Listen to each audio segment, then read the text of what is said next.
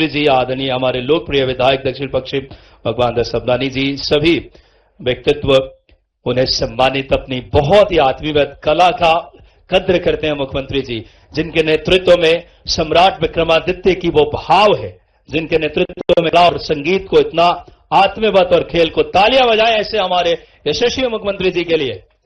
और अब आज के इस कार्यक्रम में बहुत ही सुंदर पल है। मेरे साथ बोलिए, भारत माता की। क्यों भाई, आवाज क्या हो गई है लखनऊ वालों की? आज उत्तर प्रदेश का स्थापना दिन है, ऐसी आवाज नहीं चलेगी। ठंड भी कम हो गई अब तो। दोनों हाथ उठाइए जरा, दोनों हाथ उठाइए। विकसित उत्तर प्रदेश के संकल्प की मुट्ठी भींचिए और प्रचंड आवाज से बोलिए, भारत माता की जय श्री राम। आज के इस गौरवमयी कार्यक्रम में मंच पर उपस्थित उत्तर प्रदेश के लोकप्रिय मुख्यमंत्री श्रीमान योगी आदित्यनाथ जी, भारतीय जनता पार्टी के प्रदेश अध्यक्ष और केंद्रीय मंत्री श्रीमान पंकज चौधरी जी, हमारे दोनों उप मुख्यमंत्री केशव प्रसाद मौर्य जी, ब्रिजेश पाठक जी, लखनऊ की महापौर, मंच पर बैठे हुए सभी चुने हुए प्रतिनिधि और आज इस कार्यक्रम में उत्तर प्रदेश भर से आए हुए सारे भाइयों बहनों का मेरा प्रणाम और राम राम। मित्रों, आज सबसे पहले 2026 के विविध प्रकार के पुरस्कारों का वितरण, सिंगल क्लिक के माध्यम से पेंशन वितरण लगभग 450 करोड़ की, इस पूरे आयोजन के लिए कार्यक्रम की अध्यक्षता कर रहे माननीय मंत्री नारायण सिंह कुशवाहा जी, माननीय विधायक भगवान दास सबनानी जी, माननीय हमारे नगर निगम के अध्यक्ष जी किशन सूर्यवंशी जी, मंच पर ही मौजूद समस्त अतिथिगण और आप सबको नमस्कार करता हूं, आपका अभिनंदन करता हूं। एक अच्छे देवी कार्य की तरह हम सब यहां इस आयोजन का साक्षी बने। 2-3 कारण से इस विभाग का अत्यंत महत्व भी है और यह हमारे लिए आज के समय में और महत्व की इस नाते से भी उत्तर प्रदेश पूर्ण विकसित प्रदेश बनकर विकसित भारत का एक अहम राज्य बनेगा। उत्तर प्रदेश एक रूप से भारत की धड़कन है और दूसरे मायनों में कहे तो उत्तर प्रदेश भारत की आत्मा भी है। और अब मैं निश्चित रूप से देख सकता हूं कि उत्तर प्रदेश भारत के विकास का इंजन भी बनने जा रहा है, विकसित भारत का इंजन बनेगा। ये यही भूमि है जहां प्रभु श्री राम, श्री कृष्ण, बाबा विश्वनाथ, भगवान महावीर, भगवान बुद्ध, कई सारे हमारे युग प्रवर्तक महानुभावों ने इस भूमि को पावन किया है। और आज मैं प्रेरणा स्थल में पहली बार आया हूं।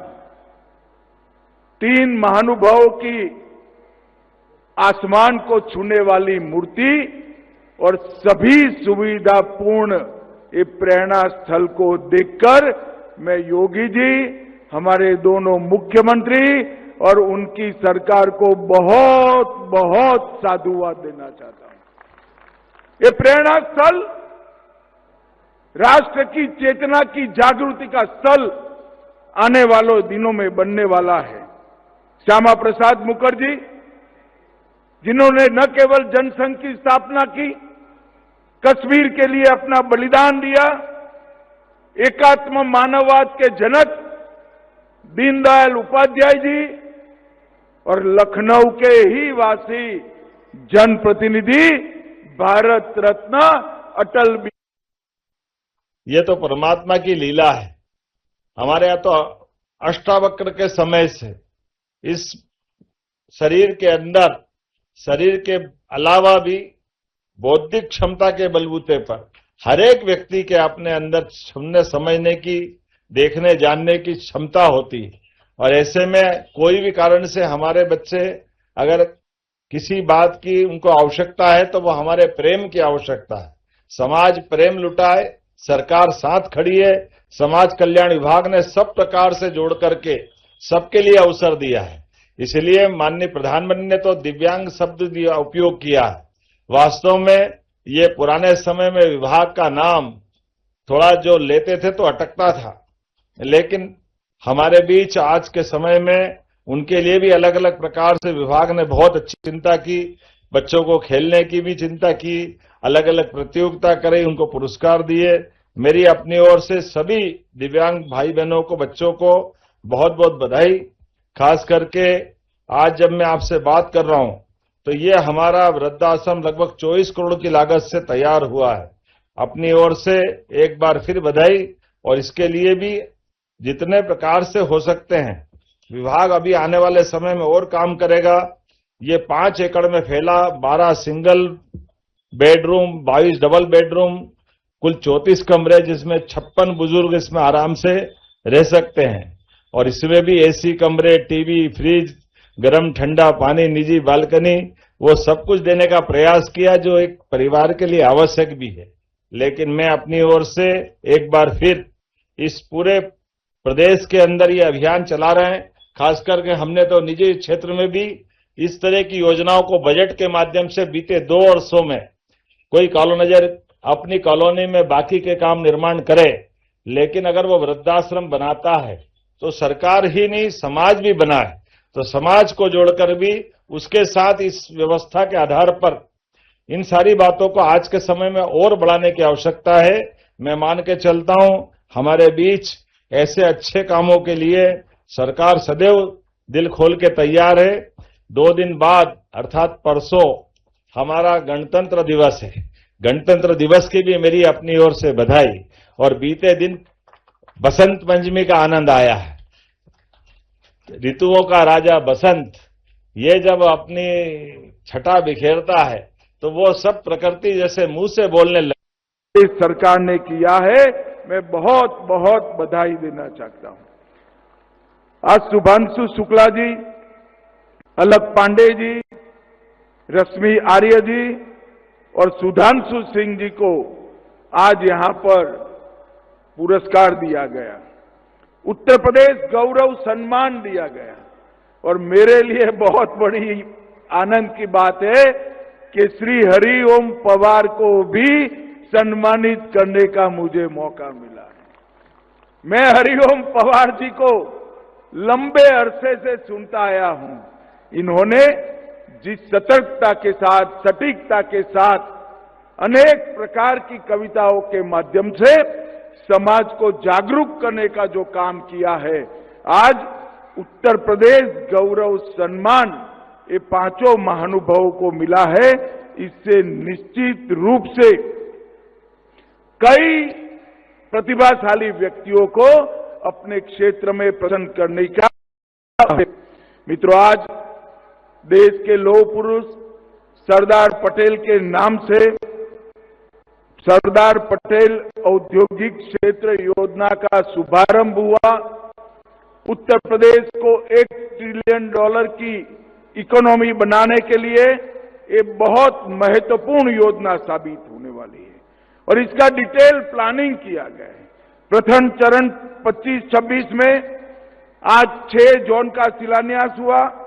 द्वितीय चरण में 6 जोन का लोकार्पण होगा और 30 जोन का शिलान्यास होगा 26-27 में। तृतीय चरण में 27-28 में 30 जोन का लोकार्पण और बचे हुए 39 जोन के अंदर शिलान्यास करेगा। उत्तर प्रदेश का हर जिला रोजगारी से युक्त हो और देश भर में रोजगारी के लिए जाने वाले उत्तर प्रदेश के युवा अपने ही प्रदेश में बूढ़े माँ बाप की सेवा करते करते रोजगारी प्राप्त करे, ऐसी व्यवस्था इससे होगी। आजकल तो पंप स्टोरेज आ गया है, हवा के पंखे विंड एनर्जी पे भी आ रहा है।